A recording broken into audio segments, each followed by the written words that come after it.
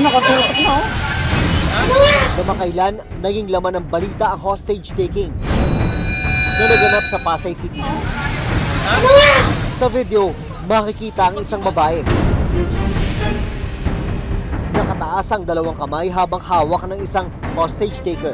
Tablot na yung babae, saka basag ng bote, nasa liig na. Makikita rin sa video na kinakausap siya ng Pasay City Police. Sabi nung victim, "Sir, binabaon na, binabaon na."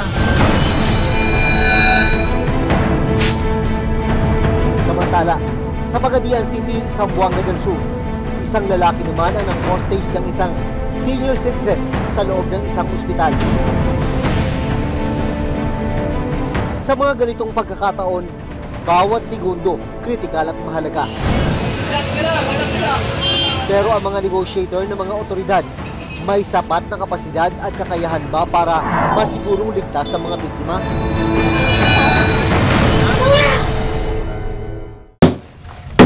Paano kung ang labi ng iyong kaanak tinanggal at wala na sa libingan?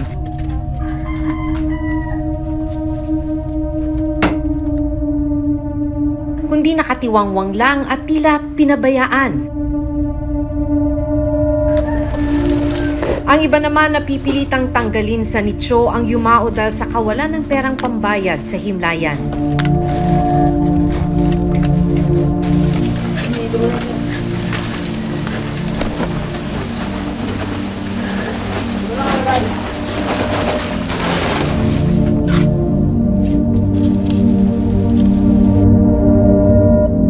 Ano ang ginagawa ng pamahalaan para mabigyan ng marangal na huling hantungan ang mga pumanaw?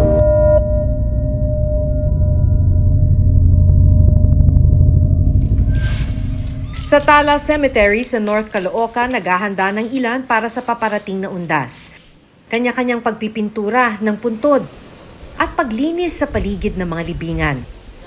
Pero ang 20 taong gulang na si Ray Oriendo at kanyang tiyahi na si Melba Codera, iba ang pakay ngayong araw. Huwag na palipat sila, pre. Ay, tanggal mo to. Pag malakas ang ulan, di natin madalaw eh. Yung fourth floor, yung Melinda Oriendo. Dahil maglilimang taon nang nakalibing ang mga labi ng ina ni Ray na si Melinda Oriendo sa apartment na nicho, kailangan nang magpatanggal buto ni Ray at ilipat ang kanyang ina sa ibang paglalagyan. Hanggang 5 taon lang kasi ang upa sa ganitong klase ng libingan na binayaran niya ng 3,000 pesos.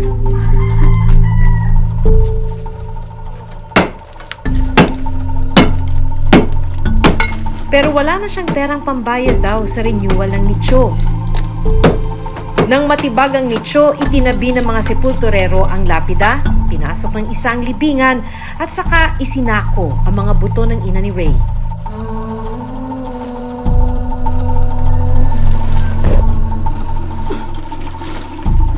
Sobrang hirap makita na ganyan yung paraan sila. Pag hindi po nalipat, tatanggalin yung buto, tapos itatapon lang po. Pag di po napalipat sa ganito. Pagkatapos makuha ang mga buto ng ina ni Ray, pumunta ang mga sepulturero at pamilya ni Ray sa isang skeleton vault.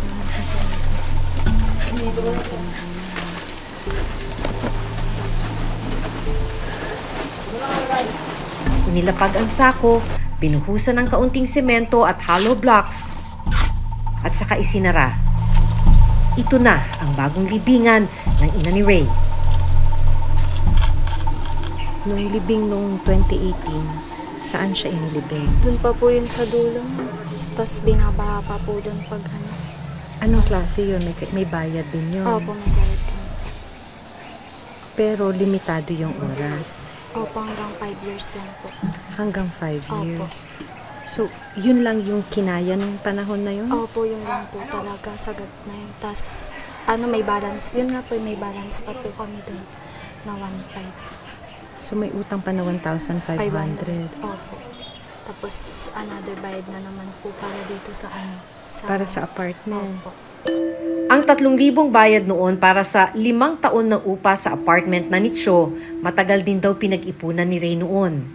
Bali 4K po yung Ha? 4K. Tapos 4,000. Opo, tapos pinawasan po nila dyan ng 1,000. Binigyan ka nilang ng discount. Opo. Anong ginawa mo para matipid yung pera na yun? Pag ano po, yung sa pagbabudget po sa pagkain araw-araw, ganun. Nagbawas ka ng kakainin. Opo, ganun po. Sa mga public cemetery, ang tawag sa mga ito ay apartment. Magbabayad ka ng 3,000 pesos, pero yung 3,000 pesos na yon ay para lang mailagak ang labi ng mga mahal mo sa buhay sa loob lamang ng 5 taon. Kailangan mo nang tanggalin yung labi pagkatapos ng 5 taon dahil kung hindi ay itatabi ito ng pamunuan ng sementeryo. Ang isang option, katulad ng ginawa ni Ray, ay pagkakuha niya pagkatapos ng 5 taon sa labi ng kanyang nanay, ay inilipat niya sa tinatawag na skeleton vault. Pero may bayad ito, 100 pesos sa 1 taon. Umaasa raw si Ray na balang araw, mabibigyan niya ng magandang libingan ang kanyang ina. Bakit naman sa sako lang ilalagay yung mama ko? Bakit importante sa iyo yun na maganda yung treatment, na dapat hindi sa sako, na dapat maganda yung paglalagyan? Siyempre po, malaki po yung utang na loob ko sa mama ko. Pero hindi siya kayang ilipat. Hindi pa po sa kanya. Balang araw. Bibigyan ko po siya ng magandang himlayan pagdating ng araw. Ang ikinatatakot ni Ray na mangyari ay baka kunin ang buto ng kanyang ina at ilagay na lang kung saan-saan. Ang caretaker na si Florita Asildo, linggo-linggo raw na nakikita ang pagbakla sa mga nicho na hindi nakabayad ng upa. Mahigit 3 dekada na siyang caretaker ng ilang nicho dito sa sementeryo. Ipinakita niya sa akin kung saan inilalagay ang mga buto na hindi na binalikan ng mga kaanak makalipas ang 5 taon. Mass vault po ang tawag. So, dyan po tinatabi Yung hindi na nakiklaim ng pamilya. pagkatapos ng 5 taon. Kasi, halimbawa ngayong undas, naghahanap sila ng nila, nakiklaim pa nila kasi andyan pa sa ibabaw. Pagdating ng 2 years yata, pag hindi pa rin nakiklaim, ihuhulog na siya sa loob. So, parang Oo, halo-halo na po yan. Halo-halo na sila. So, may butas sa ibabaw? Oo, may butas sa ibabaw. Ihuhulog na siya sa loob. Ihuhulog na sa loob. Oo. Hindi raw pwedeng akyatin ng mass vault dahil madulas at mataas ang pader nito. Kaya gumamit ang team ng isang drone at ito ang aming nakita. Halos 100 kumpol ng skeleton o mga buto ng tao ang nakalatag sa bubong ng vault katabi ang kani-kanilang lapida. Yan yung mga labi ng mga tinatawag na abandoned sa apartment, mga hindi na na-claim ng kanilang mga kamag-anak pagkatapos ng 5 taon dun sa apartment. Nilalagay daw yung mga buto sa ibabaw nitong vault. Binibigyan yung mga pamilya ng 3 taon para i-claim yung labi. Tapos, pag hindi pa rin nakli-claim sa loob ng 3 taon, saka na ihuhulog yung mga buto sa loob ng mass vault. Sama-sama na sila sa loob ng butas. Hindi na rin alam kung ano ang kanilang pagkakakilanlan. Yung pamilya na halimbawa dyan na lang sila magsisindi. Ganon. So, Tuturo na lang namin na, ayan, nandyan na, nahulog na siguro kasi hindi na kayo pumunta. Sa datos ng Philippine Statistics Authority, lubog na sa utang sa kababayad pa lang sa ospital ang 84% ng 1,700 na Pilipinong namamatay kada taon. Kaya dagdag pasakit ang pagpapalibing. Death registration pa lang 150 pesos na. Ang pinakamurang burol ay magsisimula sa 8,000 pesos. At pinakamababa na pagpapalibing sa isang public cemetery ay 5,000 pesos. Ito ang kasalukuyang hinaharap na problema ni Jericho at Angelica Casiano. Pumanaw ang una sana nilang anak na si John Paul matapos ipinanganak noong October 20. Nilabas na po siya segundo lang po yung tinagal. Kasi may pagbalik po namin doon ng alas 7, ang sabi sa amin ng doktor, nasa morgue na po daw yung baby. Nagulat po ako dahil kasi nasa morgue na po siya, hindi po namin siya nakitang buhay na umiiyak. Walang ginasto sina Jericho sa ospital, pero ang burol ni Baby John Paul umabot ng 6,000 pesos ang gastos at 3,600 pesos naman para sa pagpapalibing. Dahil gipit, inutang daw nila ang mga pambayad dito para mabigyan ng maayos na burol at libing ang kanilang anak. Nung ilalabas pa lang po si Baby, bumili na po kami ng mga gamit po. Siguro po umabot din po ng mga 1K rin po. Lahat-lahat. Tapos, nung hanggang sa niya, labas na ng sementeryo, nagbayad po kami ng 3K para matatakan po yung niya, death certificate. Nagbigay lang po kami ng 2K. May balance po kami 4K. Tapos, pinangutang na lang po yung kulang para po malibing si Baby. Para sa 3,600 pesos na kailangang bayaran sa sementeryo sa isang maliit na apartment na ilagak ni na Jericho ang mga labi ni Baby John Paul.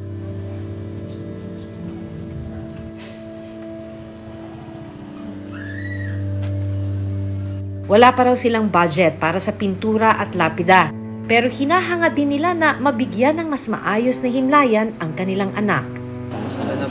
Gusto po sana namin yan.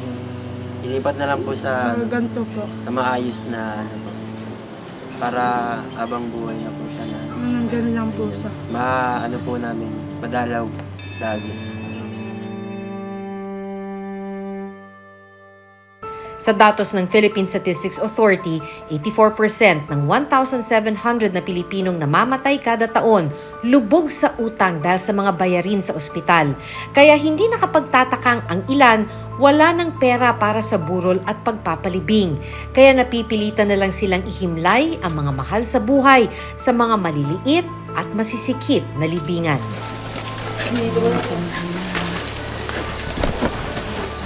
Masakit ang mawala ng mahal sa buhay. Pero dagdag pasakit pa ang kawalan ng pera para mabigyan sila ng marangal at maayos na himlayan. Sa tulong ng pamahalaan, mabigyan sana ng nararapat na dignidad at halaga ang mga namayapa na. Ako si Maki Pulido at ito ang Reporter's Notebook.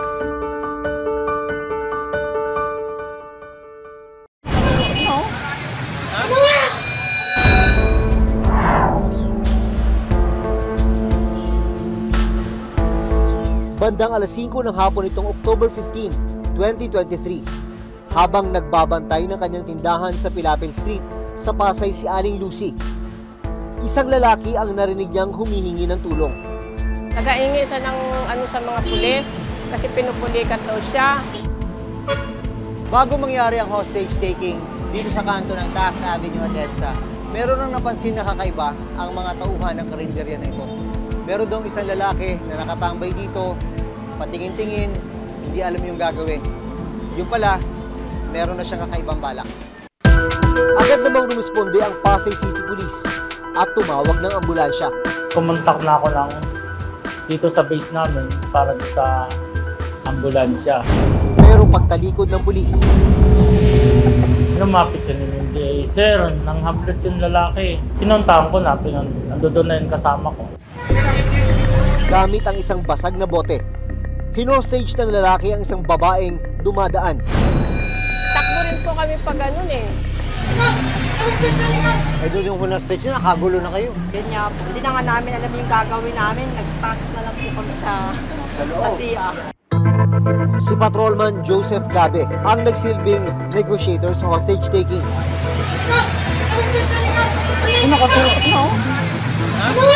Tinanong kung ano ang kailangan ng lalaki.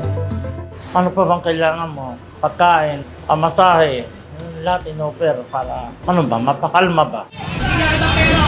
Pero tila bingi raw ang suspect sa pakiusap ng mga pulis, maging ng mga taong nasa paligid. Meron siyang binubulong, meron na sinasabi na isasabay niya. Hindi ko alam kung saan niya isasabay o ano. Sasabi ko, kalma lang. Kung nandiyan na yung ambulansya kailangan mo. Tumagal ng halos 10 minuto ang negosasyon. Makikita rin sa video na dumating na ang ambulansya na unang hiniling ng lalaki. Dumating na ang ambulansya. Sabi niya, palapit niyo rito. So pinatras ko, nalapit na sa kanya. Pero isang saksi ang nakapansing dumudugo na ang leeg ng biktimang babae. Kita ko nga, yung nang stage, lalaki, halos pagtingin ko pala, dumudugo na agad nga yung leeg. Sa puntong yun, hindi na siya nagdalawang isip. Hanggang sa makahanap ng tiyempo sa Tomas na sunggaban ang suspect. Ang ginawa ko, para hindi makapasok doon, dito ako umakyat. Okay na doon. Bakit ka dito? Oo, dito ako umakyat. Shortcut ako, hanggang doon ako. Hanggang sa pinapakalma siya, hindi talaga ako kumakalma. Okay. Talagang binabaon niya na yung, yung buti sa liig. Ayun, natsimpuhan ko siya. Dinakma mo? Dinakma ko, dahil dinaliw ko, ginano ko. Sabay, sinave ko na yung babae. Ayun, rambulan na. Ikagulo na. Dinumog na siya ng mga tao. Lumalabas na si Tomas at ilang bystander ang nakapigil sa hostage taking. Matagumpay na nailigtas ang biktima sa kamay ng hostage taker. Kinilala ang suspect na si Rodel Saclayan, 35 years old, Tubong, Ilocos Norte. Sa panayam ko kay Rodel, hindi na rin niya maipaliwanag kung bakit niya nagawang mang-hostage. Kung namumulikat ka, bakit umabot tayo sa pang-hostage? Parang may nagbulong sa akin na papatay. May nagbulong sa'yo na papatay ka ng tao? Ayon kay Rodel, nung araw na yon, nagpunta siya sa Maynila para sana maghanap ng trabaho. Natanggal daw kasi siya sa dating pinapasukang kainan. Aminado rin si Rodel na nakainom siya noong mga sandaling yon. Sir, bakit ka ba balisa? Sir, huwag mo mamasamain, ano? Nung araw na yon, ikaw ba'y nakainom? Nakainom lang. Nakainom ka? Umani ng iba't ibang reaksyon sa social media ang hindi raw agad pag-aksyon ng mga pulis sa paghingi ng tulong ng suspect. Pero paliwanag ng Pasay City Police, parang ang gusto niya mangyari, pagtawag namin ng ambulansya, nandiyan ka agad eh. Siyempre, it takes time. Tatawag muna kami rito sa base, then yung base, tatawag na ambulansya. Susunod, sa Pagadian City, Zamboanga del Sur naman, isang lalaki ang nang-hostage ng isang senior citizen sa loob ng ospital.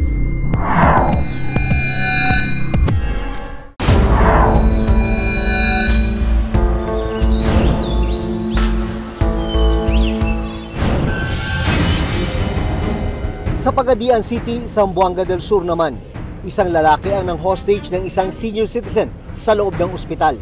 Base sa mga pasyente dito, ning sakar ito si Kantor kagabi. Gilili na sa bintana, na murang nag-uaksyon ang back. 2 days na siya murang tulog. So, anong disturb siguro kaya una-una ba niya? Wala mo po pressure, wala mo po dyan problema sa ospital. Tumagal ng halos 30 minuto ang negosasyon sa pagitan ng hostage taker at ng mga pulis. Ayon sa Pagadian City Police, pinakawalan lang ng suspect ang biktima nang dumating ang kanyang pinsan. Lumalabas sa investigasyon na nais lang daw ng lalaki na makauwi at makapagpahinga matapos ang ilang araw na pagbabantay sa kaanak na nasa ospital. Because nilapas siya og more than 3 hours ang iyang pagditingal sa ato ang biktima. Taong 2010, naglabas ang Philippine National Police ng Hostage Negotiation Handbook. Layunin nito na magkaroon ng Philippine National Police ng guidelines sa paghandle ng hostage-taking incident. Ayon sa handbook, dapat ay merong negotiation team leader na mangunguna sa pakikipagnegosasyon sa hostage taker. Meron ding dapat na on-scene commander o opisyal na mangangasiwa sa operasyon. Nakasaad din sa PNP Negotiation Handbook ang pagbuo ng Hostage and Crisis Negotiation Unit o HACNU para mas mahawakan ng maayos ang ganitong mga klase ng krimen. Sinubukan kuna ng pahayag ang PNP pero wala pa silang sagot sa ngayon.